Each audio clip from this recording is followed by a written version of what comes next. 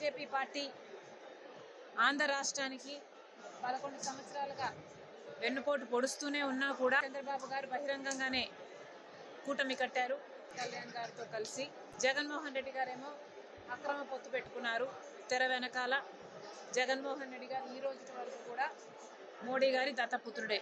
Congress party మాత్రమే బీజేపీకి ఎదురుగా నిలబడే సత్తా ఉన్న ఏకైక పార్టీ కాంగ్రెస్ పార్టీ అన్న విషయం ప్రజలు గ్రహించేలా వాళ్ళ మధ్య ప్రజల కార్యక్రమాలు కాంగ్రెస్ పార్టీ చేపట్టాల్సిన అవసరం ఉంది, వాళ్ళకి తెలియజెప్పాల్సిన అవసరం ఉంది.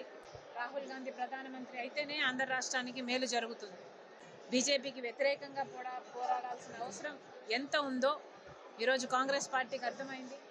కాబట్టి ఈ అంశాలన్నిటి మీద పోరాటం చేయటానికి, ప్రజల మధ్య పనిచేయటానికి ఈరోజు కాంగ్రెస్ పార్టీ, ఈరోజు అందరు కార్యకర్తలు, నాయకులు, జిల్లాలో ఉన్న అందరూ కాంగ్రెస్ కుటుంబం అంతా ఈరోజు ఇక్కడ ఏకమైంది.